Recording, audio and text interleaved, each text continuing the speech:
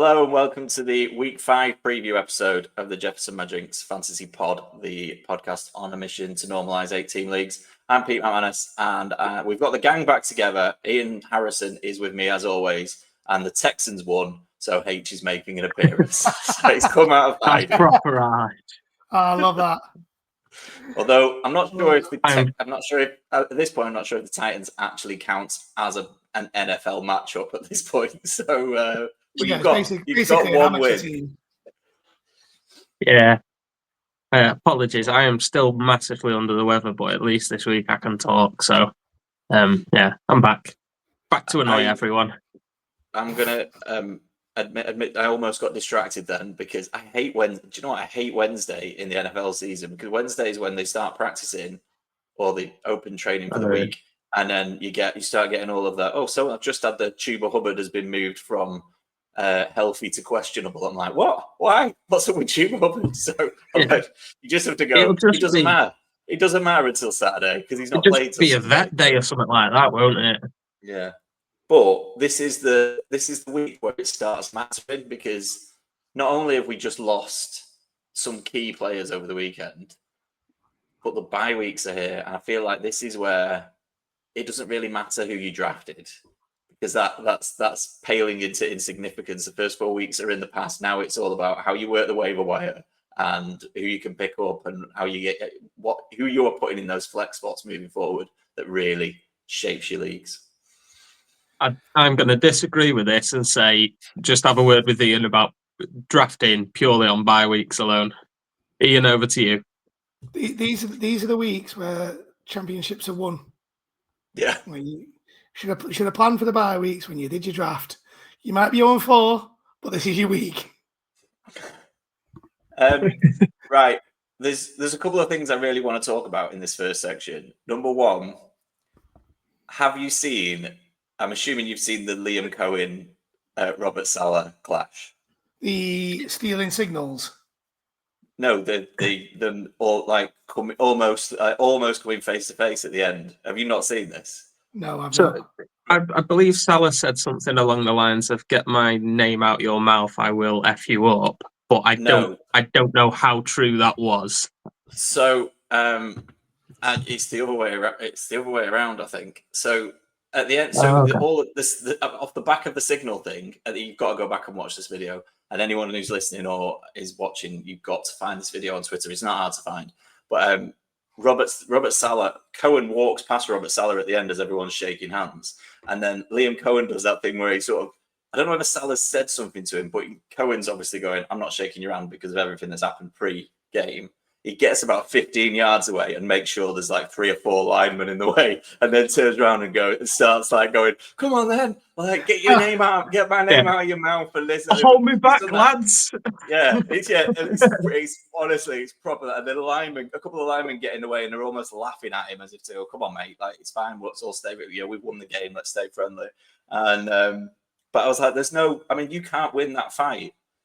I mean, Ian, you're a big lad. You work out. You need to because you're in a fight. But I'm not, and I've done this before where I've got wound up about something. Sorry, H, you are also in shape. I've got wound up about something. No. Yes, because round is a shape. Yeah. I've half squared up to someone, and then there's a voice in my head going, "What are you doing? He's bigger than you." And then you have to sort of go, pretend he's still into it while other people get in the way. And I'm like, it's a proper one of them. I'm like, Liam, I quite like Liam Cohen. I think he'll do well there. And I like the way they've started. But this is embarrassing look. I think Liam, he might be the world's most least intimidating man as well. I think Robert Saleh would bury him. I don't think there's many head coaches that you could put in a ring with Robert Saleh and would get out in one piece. He looks like he can handle himself. Yeah, I'd probably back Mike Vrabel and Dan Campbell would absolutely hammer him. Oh, yeah. I'd back D'Amico as well. I know that's a homer shout, but D'Amico was a linebacker. We've gone well off piece there. Like, we should do this. I'll tell you what. Any listeners? Who's going to win in a fight? Which coaches are going to win in a fight? Put it in the comments. There you go. I might actually do this. Who's going to do? We should do a bracket. Royal Rumble. Who'd win in a Royal Rumble? Anyway. Yeah. You've got. They should have done that the COVID year for the Super Bowl, shouldn't they? Yeah, just done that instead. I don't want to. I mean, we should talk about the Texans because they got a win. I don't want to talk too much about the Texans because you're playing the Titans and they're rubbish. But he says, as we've still got to play them twice, and we'll probably not win both of those games. But I do want you to give us a 30-second summary of how good Woody Marks is. Really good. It wasn't just the touchdowns. There was a play where we were 3rd and 17 right before his second touchdown, and the patience he showed to let his lineman get out in front of him was brilliant. And yeah, I'm massively impressed, and hopefully it'll roll on. There you go. That was less than 30 seconds. Boom. Is it his job now? I hope so.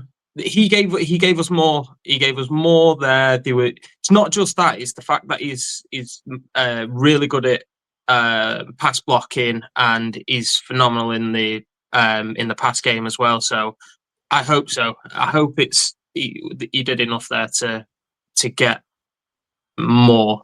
I'll bring him up in a little bit as well. Anyway, so okay. But yeah, I enjoyed him. And I'm leading this conversation a bit. The other thing I need to talk about is Monday Night Football. I didn't get to the Bengals game, Ian, because Jets-Dolphins takes the crown as the first game. I mean, we've talked about this a lot. I went up in the middle of the night, so it is like 2:00 in the morning. But it's the first game that finally got me to go, no, I'm going back to bed because this is terrible.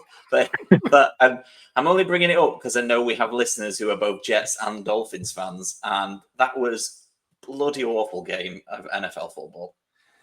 Well, I mean, Justin Fields' touchdown was quality. Yeah, impressive. That was amazingly good. And it was all Josh Allen. And Tyreek Hill's season being over was also phenomenal.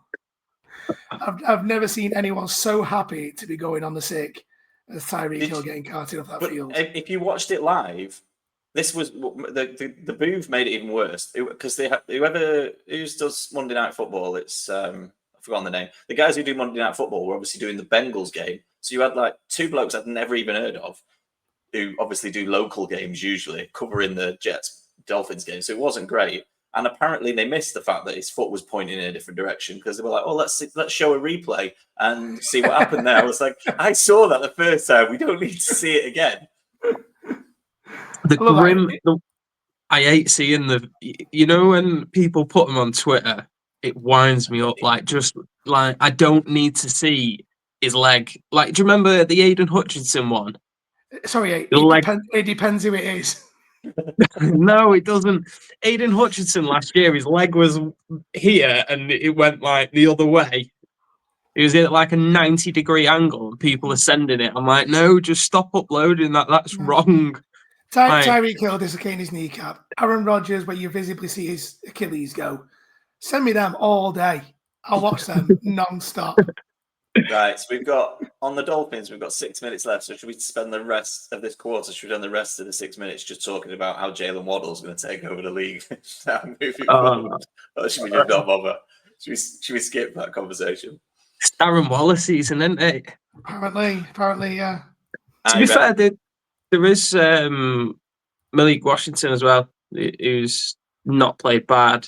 I think he'll end up going up to wide receiver 3. Nick Westbrook-Akine will be wide receiver 2. So every year they're probably going to be worth picking up over Jalen Waddle because we all know that. Just quite frankly, Waddle's just a massive disappointment, and no matter what happens, Pete will still love him and still waddle with him. I said I was out. I'm ready to be burnt again. I'm ready to be. And now's your time. Week 5 is going to be an absolute disaster. So all my Waddle teams are going to be a disaster. Let's move on. I didn't see the Broncos game, which sounds like I didn't miss much. Broncos defense was outstanding. Well, it wasn't hard to be outstanding against what we put out. To be fair, and they weren't outstanding. They were just there essentially. Yeah. That could have been absolutely anyone. I was livid. Like I went to bed before the end of the fourth quarter. I think we were third and 16, 20 points down. We ran four verts, and Jake Browning took the check down for 4 yards. I was like, "What? You just send it, man. It doesn't matter if it's a pick at this point. Just send it, will you?" So I think the problem is, though, and this is something that we had a conversation on Saturday about it, is he's still running an offense that Joe Burrow, as if Joe Burrow was the quarterback. And like you said, you need to change it. It is a lot of it's on coaching. You need to change it. You need to. It's not about getting somebody like a Jamar Chase and a T. Higgins in positions that Joe Burrow would be able to find him. It's about getting them in positions where Jake Browning can find them. I think we need to move on from Browning. I think we need to move on from Zach Taylor. I think the entire team needs an overhaul, and Zach Taylor has to go. Do you know what his record is without Burrow? Terrible. He's played 30. He's played 34 games without Burrow. One of them was a draw. How many games has he won without Burrow? If you take Joe Burrow out of any side, it's going to have a huge effect, though. All right, but look at the rest of the team. Look at the offense. How many games has Zach Taylor won? 10. H? I'm going to go 7. 4. He's 4 and 29. Wow. 4 and 29 without Burrow. Burrow's the only reason Zach Taylor still has a job. And if we sacked him tomorrow, he wouldn't get a head coaching position anywhere else in the league. Our offense is terrible. Our D is awful. Our punter shanked 3 kicks. He punted for 24 yards on one of his punts. And there's only one person that ties all those 3 units together, and it's the head coach, and he needs to go. Thanks, Zach. You're a really nice guy. You say all the right things in the pressers, but it's see you later. And who do you want them to trade for? I was going to save this for my defense section, but who do you want them to trade for when the Lions kill Browning on Sunday? Because there is no way that he gets out of that game alive with Aiden Hutchinson chasing him down for 60 minutes. So yeah, not behind the O-line either. No. It's got to be like, at least make it fun. Give us Jameis.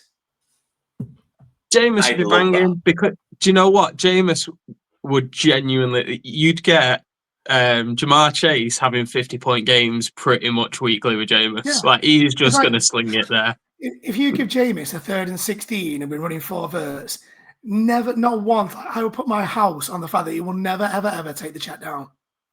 Yeah. The thing is with that, I don't understand, unless the Cowboys have had inquiries from teams and are just pricing him out and want too much for him. But now the Cowboys have gone from Russell Wilson to Jackson Dart. Jackson Dart played well at the weekend. That's immaterial, to be honest. You mean the Giants? It's Giants, not Cowboys, Pete. What did I say? Cowboys. Sorry, Cowboys. I don't know. You said Cowboys. Yeah, you're just thinking about Dak again. I've got Cowboys on my mind. In all honesty, Pete, I thought you were going to say we should trade for Joe Milton, and I was all in. I was in here. No, but what was it? So they've gone from Russell Wilson to Jackson Dart.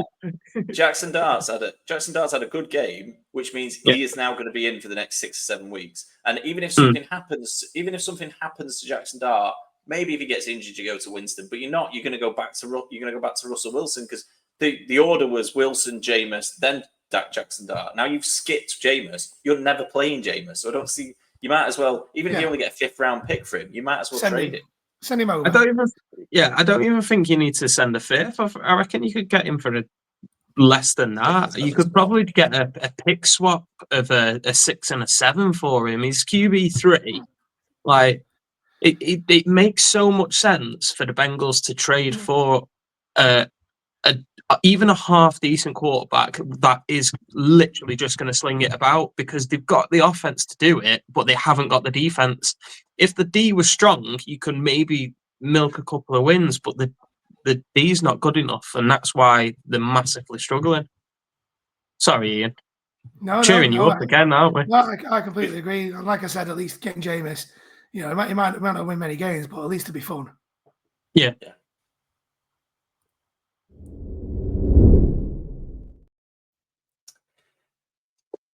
All right, let's move on. Fantasy game day. H picked the captain last week. Kyron Williams wasn't a great pick. I'm going to be honest, H. No. And we're going to leave it there. Wasn't. I'm not even going to talk about the rest of the team because you ruined it with your. Yeah, all on me. I thought it was going to be a win-win situation for you, though, Pete. That's why I did it. In fairness, Pete, this is on the back of your very public apology to Kyron Williams, saying you were never going to doubt him again. Yeah, here you are doubting him. I'm not doubting him. He was just a terrible pick. I had him in all my teams. I support him to the end. He will be in. Your initial reaction was, "Oh, I like that," though. Yeah, but just until the result came in. In hindsight, listen, you can't. You've got to stand by your pick. In hindsight, it was a terrible pick. It ruined the rest of the team. We didn't win any money. On to week 5. Who's picking? I've got captain. So who's picking the team? Is it me? It'd be me. Right. I'm going with Jackson Smith-Njigba. 6,800. He's playing the Bucks at home.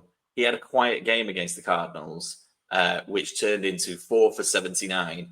That's him having a quiet game. That's the lowest he managed this year. So he's got a pretty safe base. He's the leader of that offense, and the Bucks. I actually love watching the Bucks now. The Bucks are like all action. It's like somehow this game is going to get to 50 odd points because that's what the Bucks do. They've had the last 2 games have had 56 points involved in them. I'm like, but Baker's a great watch. He will sling it around. He'll throw picks. He'll throw touchdowns. He'll run for 30 yards. And in return, the Seahawks are going to have to do something. And I think Walker and Charbonnet will do bits if either of them is fit. But I think Jackson Smith-Njigba's nailed on for 10 or 12 targets in this game. Okay, I like that. And I'll obviously have to stack that with Darnold as well then. You don't have to. I'm Gunster. There's no point having him as your captain if you're not going to. I didn't make that. It's big and bold. No, that's fine. Right. Plus, I reckon Darnold will also probably a bit cheaper down the. But while you're on the Bucks and Baker Mayfield, there is nobody in this league that I have completely changed my opinion on more than Baker Mayfield. I used to absolutely despise the guy. I used to hate him so much, and a lot of that was down to his at-home Baker Mayfield adverts. There was a lot of that. It didn't do him any good. And then turning up to press conferences in his flashy raincoat, looking like he was homeless and stuff like that. But I cannot get enough of Baker Mayfield right now. I think he's mint. I didn't hate him to that sort of level. I don't really hate anybody in the NFL, Tyreek Hill aside. He's now not in the NFL, so that's not a problem. I don't get to those levels, but I was never really a Baker fan, and now I love him. Like, he's one of. I reckon if you said to me, in terms of actual fun and wanting to watch the games, who would you, if you could pick any quarterback for your team, who would you have? He'd be in my top 3, I think, because he's just good to root for. So love him. Yeah, Showtime, isn't he? Yeah. Do you know on that advert thing? Do you think that's part of the reason? That's obviously built into the Baker Mayfield thing. Do you think it's part of the reason people don't like Patrick Mahomes now? Because those State Farm adverts are terrible too. Do you think all these adverts just aren't doing these players any good whatsoever, are they? No, it's not the adverts for me for Patrick Mahomes. It's the victim mentality that he has and the Chiefs have. He'll fake going out of bounds so he can initiate contact and then hit the deck and scream like a baby. And he's great. He was back this week. We've moved on from Q1, but he was back this weekend. The Chiefs are back. Yeah, 4 touchdowns. Great quarterback, one of the best to ever do it. Thoroughly unlikable guy. Fair enough. Right, going back to the point. Fantasy game day. Jackson Smith-Njigba is the captain of choice. If you haven't signed up for Fantasy Game Day, sign up with our code JMPFS for a free go. On us or on them. Thanks to us. Yeah. Right. Selection nightmares. Last week, mine was. In fact, let's start with yours, Ian. Yours was Darnell Mooney. Mine turned out to be pretty relevant, didn't it? Yeah, that's happened a couple of times this year. Yeah, it won of mine. Darnell Mooney, 2.5 points, went out injured. So I think I told you to go with Mooney, so that was a bad call on me, but I didn't know he was going to get injured. Against JCM Bill, I'm now calling him. 7.7 points.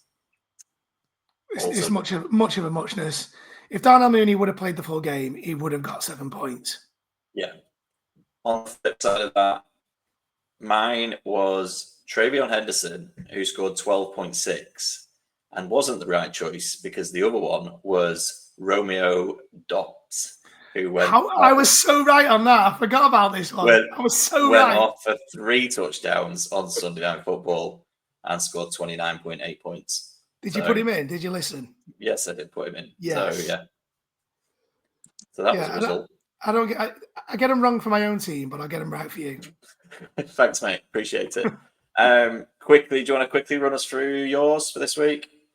Yeah, mine is Karen versus the Niners or Judkins versus the Vikings. Try and stay impartial, Pete. No comment. It's unnecessary, this. Judkins. Oh. Sorry, yeah. Well done, Pete. You going Judkins, H? Yeah. Judkins has been really impressive. I love Kyren Williams. I think he's phenomenal. But with the quarterback change with the Browns, they're likely to try and make it a little bit easier for the Rook. So give it to he was a second round back, high pick in the second round. Hand it off to him, who had, I think he was 20 touches this week. Put up good yards, got a touchdown again. I would go with Judkins on the grounds off. I think the Browns are going to be trying to hand it off to him and letting him try and take as much pressure off the Dylan Gabriel as possible, who has taken over from Flacco this week. Well, unconfirmed. No, it's been confirmed, hasn't it? Yeah, absolutely nonsense, H. Kyren Williams, they are 7-point favourite at home to the 49ers. The 49ers are an injured mess. The Rams are going to get out in front. They're going to give the ball to Kyren. He's going to get 150-odd yards. And you're going to wake up sad, Ian, on Friday morning if you pick Quinton Judkins. So you guys have been no help. I can't go against my guy, so... Well, you could 2 weeks ago. And that made you do your official apology to him. So, well, there you go. So I'm not going to make the same mistake twice. I'm not an idiot. Enough.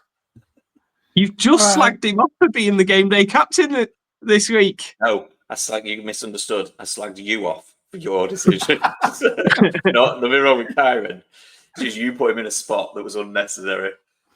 Right, well, I'm going to need some help on the socials with that one. Yeah, we'll put it out to who's H's. I've got Devontae Adams versus the 49ers or Courtland Sutton versus the Eagles. I think this is pretty easy too. I've gone all Rams tonight, but I would go with Devontae Adams because of everything I've just said. I think they're going to walk all over the 49ers. And Bo Nix, I believe he looked better on Monday, but I just don't think he's hit stride yet. And that is not the sort of team you want to be playing away at, coming across country in that stadium against the Eagles with that defense. That fills me with dread for the Broncos. Yeah, I'm gonna back Pete up on that actually. So I looked into it, and Devontae Adams is averaging nearly 9 targets a game, which is great volume for a wide receiver too. He's catching just less than half of those though. But he's now scored in 3 consecutive games, and he's averaging over 15 points a game. Sutton has also scored 3 and 4. He had a bad game against the Colts. Well done, Pete. But he's averaging 2 targets less a game than Devontae Adams, but his conversion rate is higher, and he's catching 5 of them a game. So even though he's a wide receiver 1, he's getting less catches. Sorry, he's getting less volume than Devontae Adams. So I'm going to back Stafford over Nix. This one. Stafford started the season on fire. Nix has had a bit of a slow start. Obviously, he looked good on Monday, but that was the Bengals defense where he had 40-odd pass attempts. So he's obviously going to look really good. They're both actually attempting 34 passes a game each. Bang on 34. The volume there for both receivers. But Sutton has Troy Franklin, Marvin Mims, Evan Engram, Troutman, all eating into his workload where Devontae is only competing with Puka Nacua, really. Cheers, gents. Pete.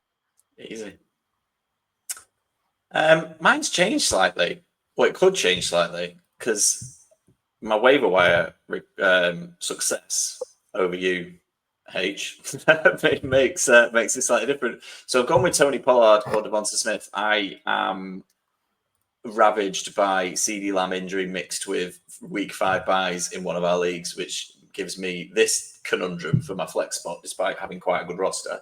But I've just picked up Woody Marks, so I could potentially throw Woody Marks into the mix of this. I was going to sit him another week and see how he did to see if he takes over. But if you want to throw him in as a possible third option, I'm happy to do that. So Tony Pollard is just a little bit underwhelming so far this year, and Devonta Smith is boom or bust. So Devonta Smith is a prime player that I draft in the summer. And I'm like, I'll just ride out the bad weeks because the good weeks will be worth it. And then when you're in season and you feel the bad weeks, it's a lot harder to have that mentality because you're like, he's not killing me yet, but it's not making the rest of my team have to work a little bit harder. Yeah, well, do you want to go first, H? You can include Woody? I mean, realistically, I'd probably lean towards Devonta Smith. I think he's just at this point, Tony Pollard and the Titans' offense just is irrelevant. To be completely honest, like they are really poor, and they're not moving the ball at all. They're not their O-line. I think currently ranks the worst O-line, and I can't pick Tony Pollard. I've actually close to dropping him in 2 leagues to the point like for other players. So I would go Devonta Smith more. Okay. Well, I've gone the other way, Pete. Sorry, mate. Nice. So you both alluded to the fact that the Titans' offense is really poor. They're scoring an average of 13 points a game, and they've obviously just put up a dud. But Pollard is getting 19 touches, and he's averaging 10.4 fantasy points, even though nothing on the offense seems to be clicking. So Pollard is getting the volume. Now, Devonta Smith, he's averaging 5 touches a game and 9.7 points. But that's been massively inflated because he scored 20 points in week 3. His other 3 games are 4.6, 9.3, and 4.9. So he's a very, very volatile player. So Pollard gives you more volume and more stability. There's even the possibility that he'll lean on me even more because Cam Ward is really struggling. So we could be seeing 25 touches this week. Devonta Smith can go off for 20 points, but they're against the Broncos this week. There's no chance. What's the backup Titans running back? He's back off IR though this week, isn't he? I can't remember his name. Have they brought him back? Tyjae Spears. Tyjae Spears. Tyjae Spears, yeah. Is he not back this week? I've not seen anything about him coming back this week. I've not seen it either. That's worth. Maybe it's just. It might be that I've read something about players coming off. They might have activated his window. Yeah. This was the first time. If anyone who was on IR at the beginning of the season, this is the first time you can open that window and potentially get them off it. Yeah, but seeing Pete as we've split the poll, maybe you just go with Woody Marks. Whoever. We're going to come on to him real soon. We're going to come on to him.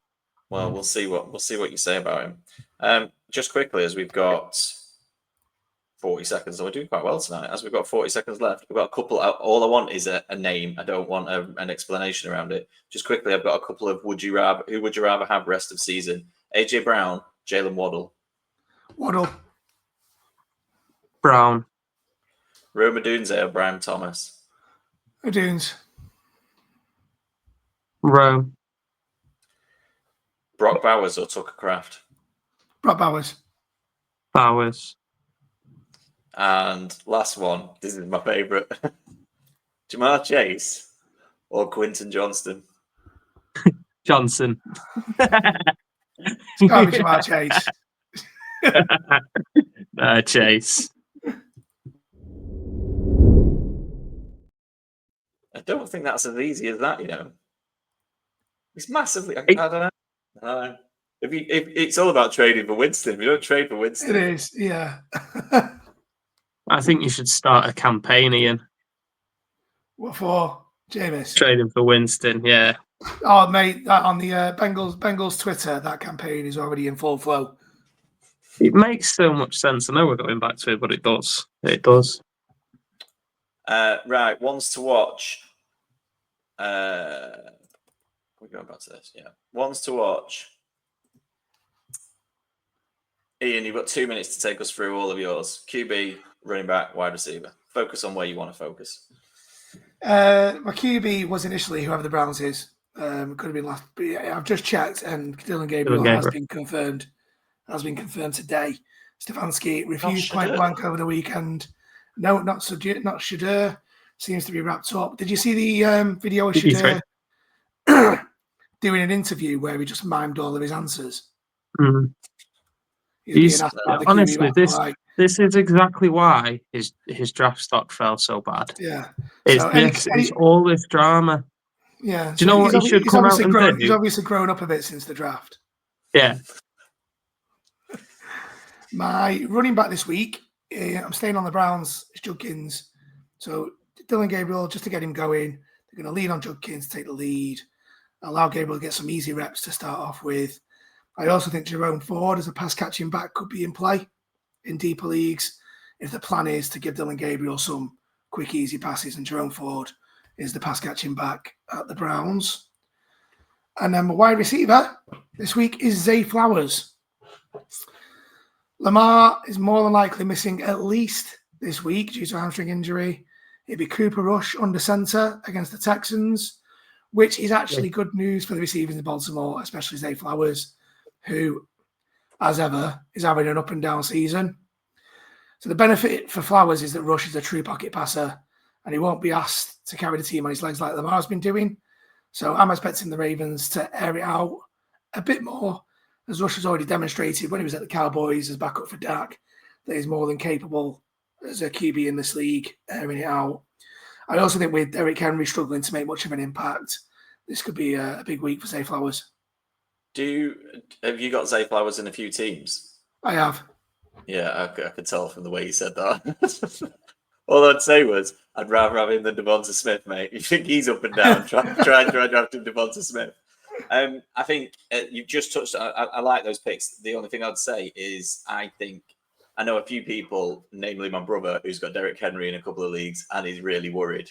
And I think this is the time to, if they don't go give the Derrick Henry the ball 25 times this week, I'll be amazed, because you've got to lean on a monster like that when you haven't got Lamar. He can't be that worried about Henry because he tried trading for him with me today. It's got to either lean in or lean out, haven't you? Hey, choose your ones to watch. I've got Matt Stafford. He had a massive week last week, so he scored 33 points. If you are someone that is similar to me, where you've got quite a bit of Lamar, quite a bit of Joe Burrow, Jaden Daniels, and I think Daniels may be back this week, but you are. Daniels has to be back this week, or I'm in all sorts of bother. So. You remember me? I had my best ball league where it's one QB and I have Burrow, Purdy, and whoever else it was, and all three were out for the week. But Matt Stafford for me, he's hot right now, and I know you had your concerns at the start of the year, but it doesn't appear that his back is affecting him at the minute. And the Rams are just cooking. So yeah, Matt Stafford for me. Running back is easy pick as a Texans fan. It's Woody Marks. So Woody got his season high touches with 14 this week, which is not just that. He was the way that he or what he did with it was massively impressive. He actually took 56% of the snaps this week as well, which was obviously a season high also. And from the video clips of D'Amico on the sidelines, I think his exact words were, "That's RRB right there," after the final touchdown. So I'm going Woody Marks there. And then my wide receiver is a little bit of a wild one, but I'm going with Isaiah Bond, who he went undrafted in the draft, but he was before he had his off-field thing where he was proven innocent, he was projected to be a second-round pick. Last week, he put up 60 yards for the Browns coming in when Tillman went down, and Tillman is now out. There's a potential with that he's been in the practice squad with Dylan Gabriel. They've got a little bit of a connection, so it's maybe something to look out for. And like I said, I know he went undrafted, but there was reasons that affected him going undrafted and not being the second-round pick, and he could complement Judge Judy quite a bit. So he's an interesting one to look out for. Was he found innocent or found not guilty? Innocent. No, He was big innocent, difference. wasn't he? No, I think he just saying was there's innocent. there's a big difference between going, you were definitely innocent, and yeah, we can't prove that you were guilty. So No, he was it's a fine proven line, innocent. but to me, it's a I big think. difference. I don't know. Ian, anything comments on those three? No, I like them. I'm not sure You were pulling a face at the Isaiah Bond one until I explained it, though. Yeah, and that's why I said I like him. I'm just thinking it's mental. Like just changing one person in offense, and everyone's like, "Oh, this offense could be quite decent now." I don't. I'm just not buying it. I don't think it's that the Browns are all of a sudden going to explode. It's just there may be a little bit more than what we were seeing. There's a reason they're making the change that they are. It's the same with the Giants. Like Jackson Dart played quite well this week, and I was really high because I've got Malik Neighbors in a few leagues, and I was like, yes, like he's going to sling the ball about because I saw what he did with Trey Harris at Ole Miss, and then obviously Neighbors goes down. What is it, like first quarter with an ACL? But I think there's changing the quarterback gives you a little bit of excitement about a team that's realistically they're not the most exciting to watch. Judkins has looked really impressive, but the receivers haven't yet. So it may be that little change in quarterback, which is the sort of the catalyst that they needed. The bit I don't understand about this change of quarterback thing is they're traveling across the Atlantic Ocean to play in London. I don't know when they went, but I'm guessing they're already there now or they're arriving soon. So it's like you've got to travel to a new country and make your first start. And for some reason, they're not on a bye next week because teams are usually always put on a bye after they've been in an international. So then he's got to fly back to the States to play his second. It just feels like the worst time to kind of go, yeah, let's ease in a new quarterback. Like surely you want to look at the schedule and kind of go, actually, we've got back-to-back home games against, I don't know, I haven't looked at their schedule, but it just seems a bit odd to me. On the back of that, though, is it if you leave it too late, you may lose out on the chance of a playoff run. I'm not saying that the Browns will make it, don't get me wrong, but if you make the change too late, on a chance of a playoff run when they decided that they were going to go with these three quarterbacks that they had like 2 months ago. I'm also going with a rookie quarterback. I want to see Jackson Dart against Saints. I think he did really well on Sunday. Didn't shock anybody that he came in and played well because that happens all the time. Will Levis manage that? The question is, can he go out and do it in a second game when everyone's expecting a little bit more from him? There's a bit of tape on him, all right, not a lot, but there's a bit of tape, and the Saints will have a week to prepare for him. So I'm interested to see that. I put Breece Hall as my running back. I mentioned the Jets-Dolphins game earlier, and the bit that sort of makes the Jets, but also got a little bit glossed over, is on their first drive, they absolutely ran all over the Dolphins, got all the way to the 1 yard line, and then Braylon Allen popped it, coughed it up, and that was the end of that. Like they were going to score, and then he coughed up another one, and then he got injured. So I was like, Braylon Allen is one, not in their good books, and two might be missing. So it's like Breece Hall is their best running back, and now they're playing the Cowboys. And if you can't score points against the Cowboys, then you are stuffed as an NFL organization. Because as fun as the Cowboys are to watch, playing the lights out at the moment, they were also giving up points left, right, and center. So I think he's worth watching against the Cowboys. I'm expecting a big game from Breece Hall. And my wide receiver is Marvin Harrison, because that game on Thursday night was a roller coaster and a half. Like if you watch it back, he has two basically 2 Kyler picks that are all on him. He gives up on one route and then he basically drops another one. This is a week after he has the 1 or 2 drops in the other game, and it looks like he's all in his head and it's all going to pot. And then he comes out in the second half and he looks like the wide receiver they drafted him to be.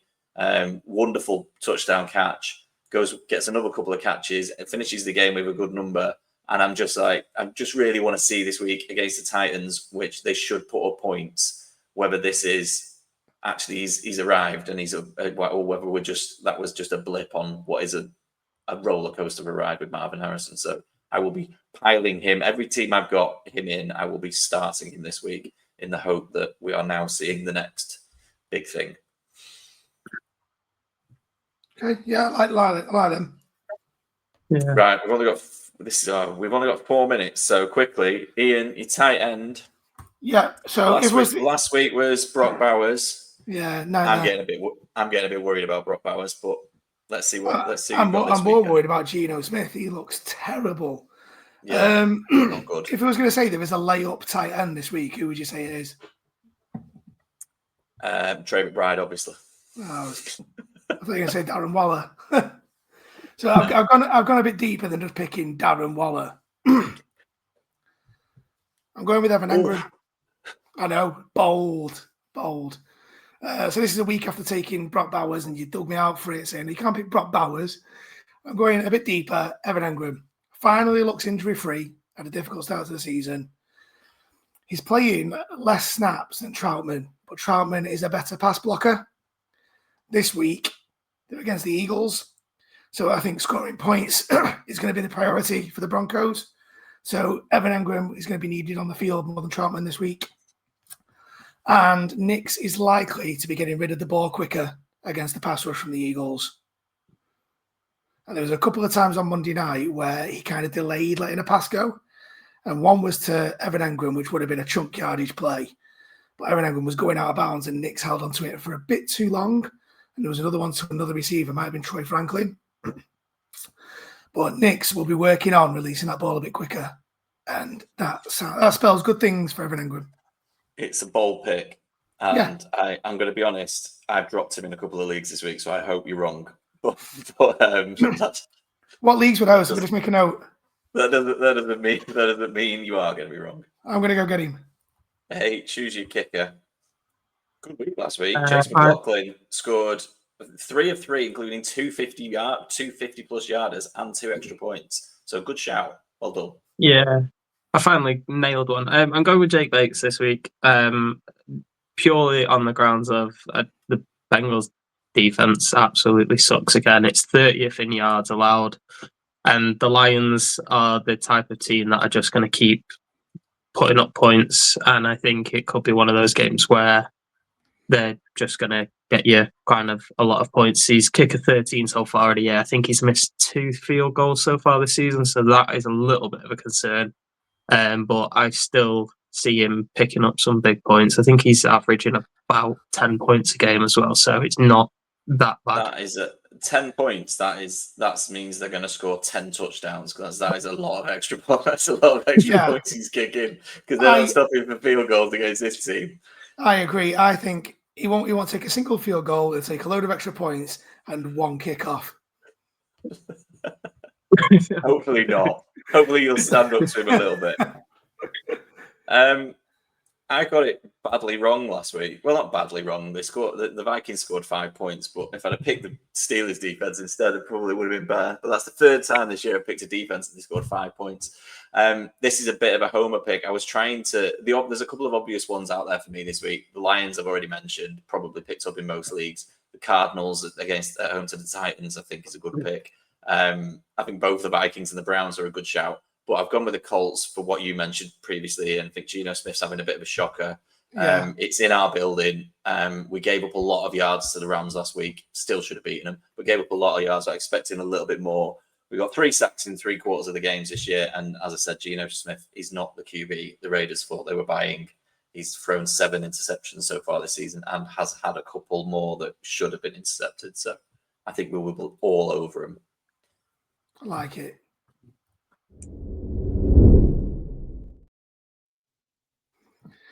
I was just thinking, actually, we need to go and get Jameis before the Raiders do. Yeah. Because they'd love him in Vegas as well. He'd love it in Vegas. Can you imagine that? My God, we need to get Jameis rapid. Yeah. You know, if that's a choice, do you want to go to Cincinnati or do you want to go to Vegas? Unfortunately, you might be losing that battle. Yeah. Right. Week 5 preview. So we've got. I mean, I'm going to miss Red Zone this week because I'm in London. I'll miss most of it anyway. I'll miss the start of it. It's a 6-4 split this week, which is got a lovely feel to it. It's going to be a lot more focus on the games that are being played, which is good because all 3 of our teams are in action at some point on Red Zone. But before all that, we've got Thursday night football, 49ers at Rams. Rams are a 7-point favourite. I've already mentioned the fact that I think the Rams will destroy them. I don't think this is going to be a great Thursday night football, unfortunately, which is a shame because 4 weeks ago, start of the season, you would have looked ahead at that and gone, that looks like a great primetime game. But at the moment, I think the Rams are far too good for the 49ers. I agree that the Rams will win. I'm not as convinced as you are that it'll be the Rams destroying the Niners. I think it might be closer than 7 points. Okay. H? I'm massively high on the Rams. I was at the start of the year. I have them winning or winning the NFC. So I'm backing the Rams. I honestly, the way they are playing is pretty frightening for anyone in the NFC because I don't think anyone is playing quite as well as them. Ooh, I don't know about that. I would have the Lions over the Rams at the moment. But to be fair, the Lions have heated up quite a bit, but I think the big thing for me is how good the Rams D is. Like, there is not one player on that defense that I would go off. He's a bit rubbish. Like, they're 100% solid across the board. I think they got torched by AD Mitchell. He just can't keep hold of the ball. So what for one play Mitchell made. What But an idiot. Just on that is one of the. This is one thing that really annoys me is why celebrate after you've gone through the back. I don't even know if he was celebrating. He's just sort of like. He moved the ball to lift it up, didn't he? We did this last year when Malachi Corley did it for the Jets. Yeah, dropped it against us. And like every receiver in the NFL must have watched that last week and gone, I'm never doing that. Didn't Jonathan Taylor do it last year as well? I'm never doing that. Colts thing. Jonathan Taylor did it against the Bengals, yeah. I think it was against the Bengals. I don't think it was against us. Okay, so me and H are going Rams and Ian possibly still the Rams, but closer than 7 points. I'm taking the Rams, but I'd take the Niners at +7. Okay. We'll see. Hopefully. How many is one for this game? Christian McCaffrey touches based on how many other weapons they've got, over or under 30 touches of the ball? Under. Over. With Purdy back, I think that makes a massive difference. Toe injury might be out. If he's out, they're not winning that game. No, if he's out, not a chance. But if Purdy's in, they stand a greater chance of winning. It's just like I said, the Rams are. If he gets ruled out, it'll be interesting to see if it's still 7 points by kickoff.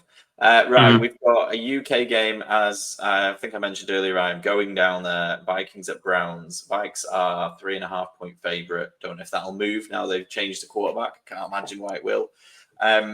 I was explaining to my wife earlier how the bookies price up over and unders in total points, and if it's over 50 points, then it's deemed to be a high scoring game, and if it's in the low 40s, then it's deemed to be a low scoring game.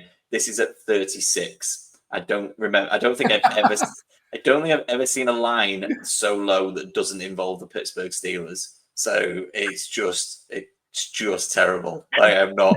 It's going to be a defensive performance completely, but who knows? Might hit the overs and have a bit of fun just trying to.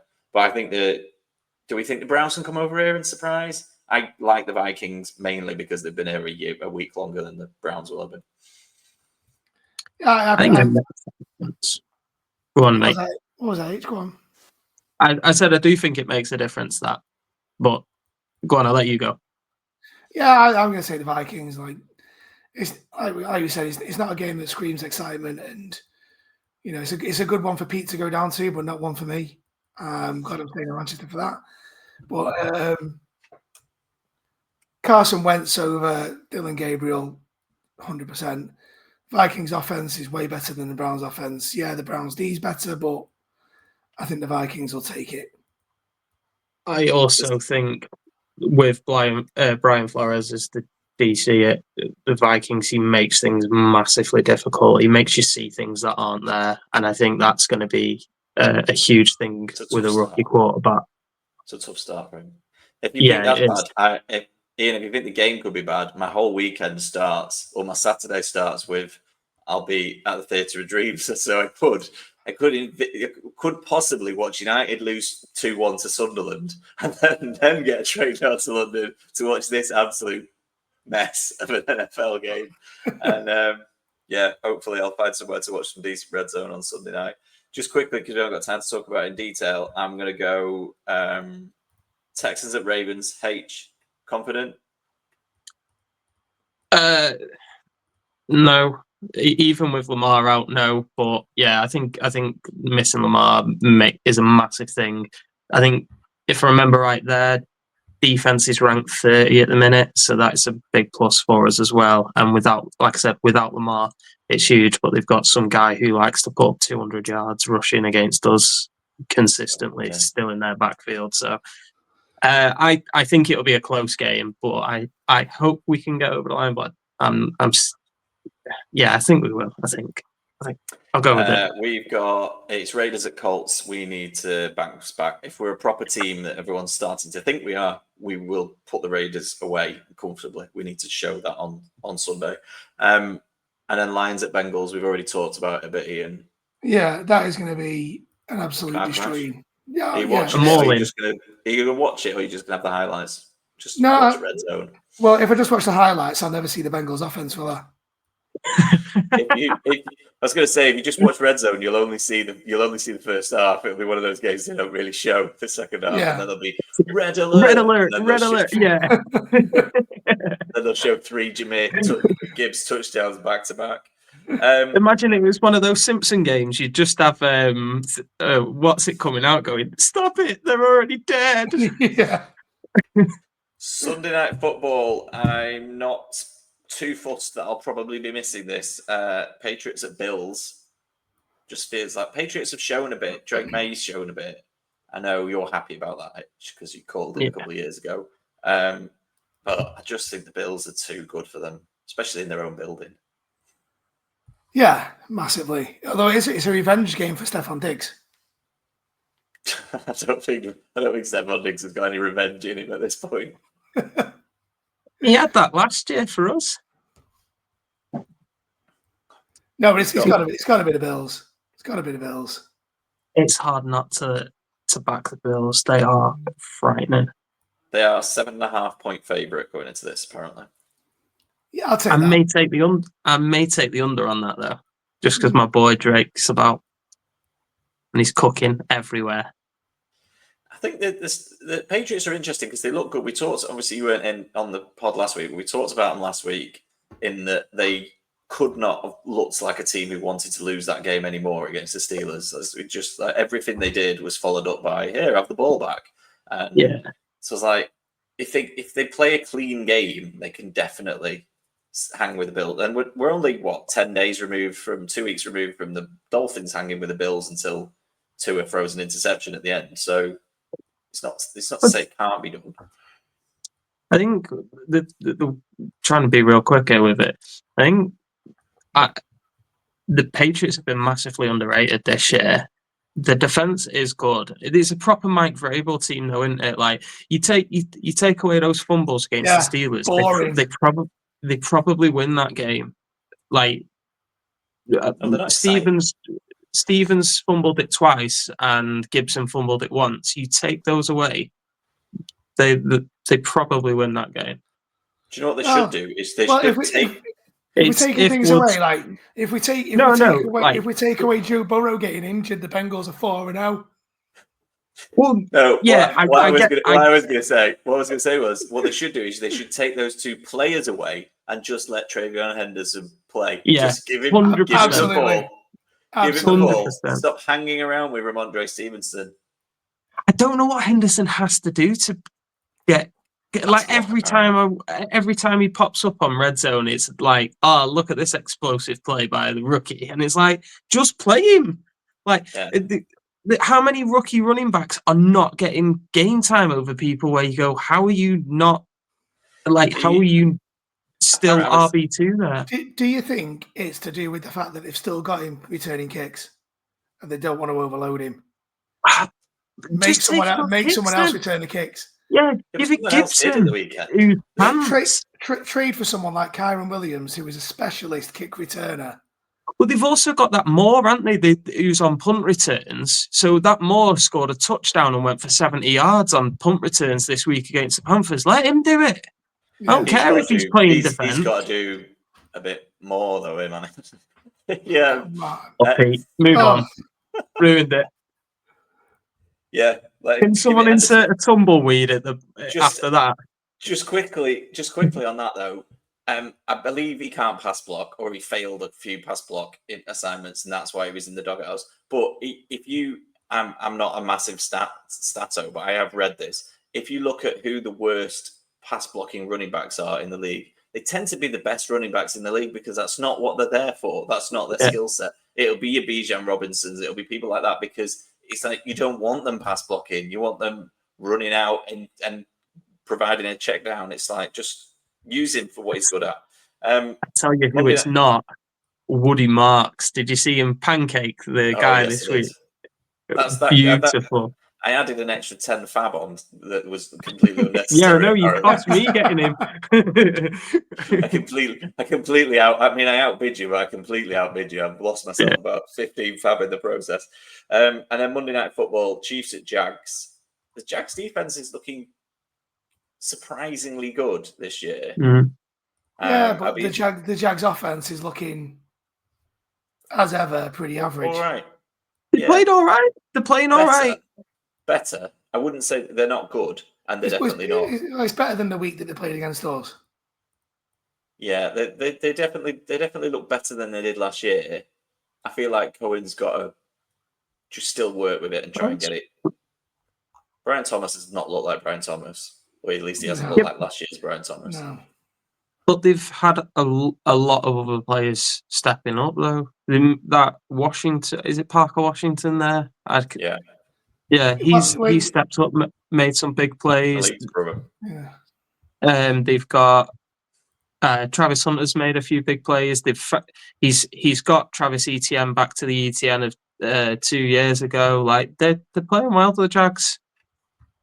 I didn't think they'd win this week, and they won. Chiefs are a 3.5-point favorite in Jacksonville. Yeah, I'll take that. I think it's going to be really close. I don't think it'd be fun to watch.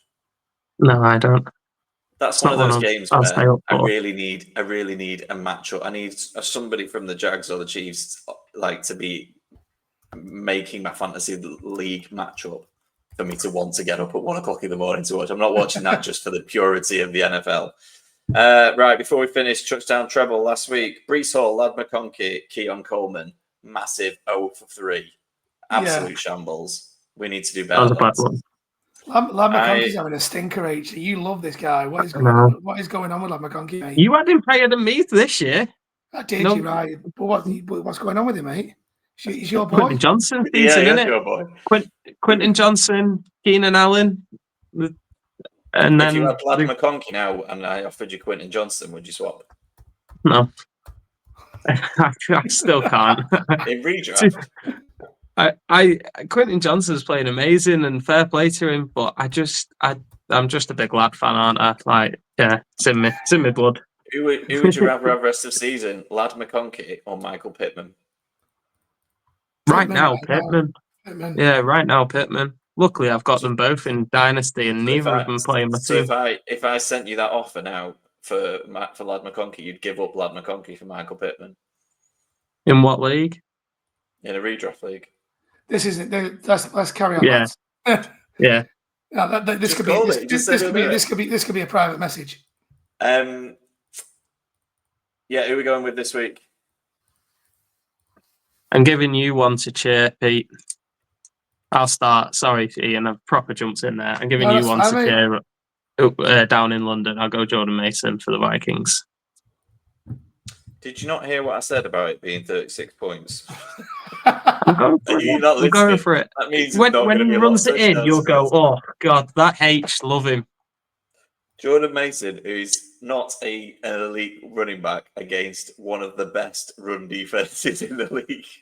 Jordan Mason's currently in the top 5 of running back rushing yards, I think. Yeah, because he's not played against the best run defense in the league for the last 4 weeks. We'll see. Could be right. I'm not. Well, I mean, When Jefferson steps out of bounds on the 1 yard line and they throw it three downs in a row, and you're screaming for Mason and it goes in, just send me a message saying cheers, I've Mason out of a few teams this week. That's the other reason I say it. Ian, who are we doubling that up with? Jackson Dart. Oh, okay. Yes. Jackson Dart. I love mate. that. I think that's their first QB pick for the touchdown treble as well this year. And his debut, 10 rushing attempts for 54 yards and a TD, playing against the Saints this week in what could be a shootout between 2 young QBs. The reason I'm going with Jackson Dart is because he has got the monster that is Cam Scatterbo blocking for him. Scat man. Scatterbo is a lead blocker for Jackson Dart. He's just magic. Yeah. No, I do. They're a good combo, them two. They're fun to root for, which is good for the Giants. They need something fun to root for. I felt a bit sorry for the Giants fans at the weekend. Like, you get Jackson Dart and you get all excited, and then Neighbours gets injured. It's just a break it. I'm going with Jake Ferguson because not only is he one of the most targeted tight ends in the league for a team that has to put up points because they give up points. They are fun to watch. But they're also playing the Jets, who just gave up 2 touchdowns to tight end Darren Waller. So, like, if he's ever going to get in the ends, if he's ever to be fair, Darren Waller 5 years ago was one of the best out there. Everyone wanted Darren Waller. Yeah, and then he went and did a bit of music for a bit. His wife 5 years ago, I was a lot better of a man than I am now. I was a lot younger. I was a lot healthier. I had a lot more going for me than I have now. Jake Ferguson's currently tight end 1 as well. Right, he is. Get in. Who is Jake Ferguson? Yeah, Jake Ferguson's currently tight end 1. After he's beating my boy. He can't be beating my boy by much. He's beating everyone. He's beating everyone, mate. I don't think he's scored a touchdown yet, though. Or maybe no, he did get 1 touchdown at the weekend, and it's all targets. But did he not get one the week before as well? No. My frustration. I'm frustrated with the Cowboys because of the whole CD Lamb thing, because I called everything about the Cowboys absolutely spot on. I was like, they wouldn't be able to run the ball that well. Javonte Williams is doing slightly better than I thought. They were going to get loads of points on defense, and Dak was going to play really well. I called all of that, and then so CD Lamb would be wide receiver 1 if he wasn't stood on the sideline watching the game happen. So there you go. Right, slightly run over there, but it was good content. So just take it as a bit of a bonus. Anything to add before I wrap up, lads? No, not for me. Been a pleasure. Enjoyed that. I will report back from London at the weekend.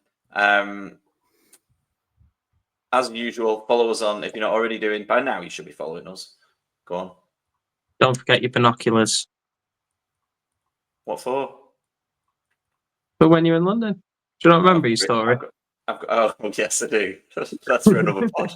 I was going to say I've got really good seats, but yeah, that's a different story for another time. Right, follow us on socials at JND Pod. We will speak to you next week.